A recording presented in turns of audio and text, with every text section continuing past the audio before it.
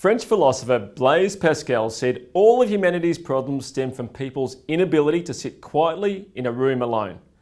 For practice owners, I really believe that if you want to grow your business and make it bigger and better than it's ever been, you need to stop working so much and schedule regular blocks of think time. I'll explain why and then give you the first 2 steps. Now, as a practice owner, do you ever feel frantically busy? So on some level, always being busy and never really stopping as you go from one thing to the next can feel good, because we subconsciously think that even though my business isn't giving me the results I want, at least I'm busy, so that must count for something. But I'm afraid there's no direct link between being busy as an owner and practice success. So being frantically busy, particularly on clinical hours, is most likely the number one thing holding your practice back. The big question is, are you focusing on the right things to allow your business to grow? Now, this is easy for me to say, of course, particularly since most of us as business owners are asked by ourselves and others to achieve more and get better results year on year. So our natural inclination is to respond by putting in more hours, and for most owners this involves seeing more patients, which just keeps you stressed and feeling overwhelmed. So as a practice owner, treating patients is almost never the most valuable use of your time. So you need to change things up so you can achieve more with less effort.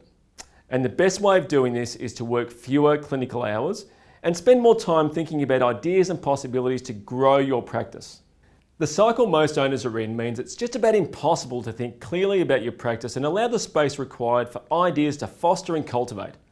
So thinking time is probably the most undervalued ingredient of business growth. My suggested first step is to take 2 full days away from your practice with no distractions. So this gives you the chance to think about what you want your business to look like in 3 years, setting goals, and generally some high-level planning.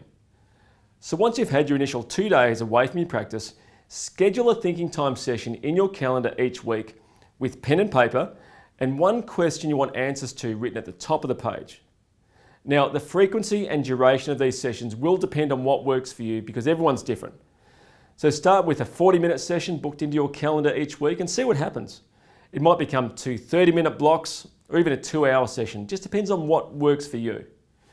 And it is important that it's in your calendar because if there's one thing I can guarantee, it's that if it's not in your calendar, it just won't happen. Day-to-day business will always get in the way.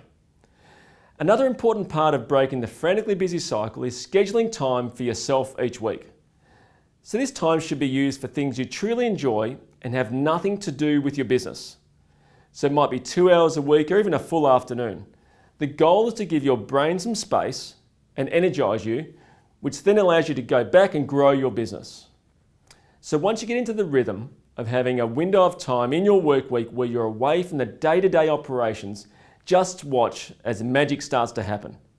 And it won't be easy because as business owners, there's always that pull towards doing more direct revenue generating activities. But if you take nothing else away from this message, it's that being too busy in your practice is one of the biggest things holding you back. So if you're sick of postponing your business success, schedule a weekly think time session and get some time away from your business. Good luck, and I really hope this helps.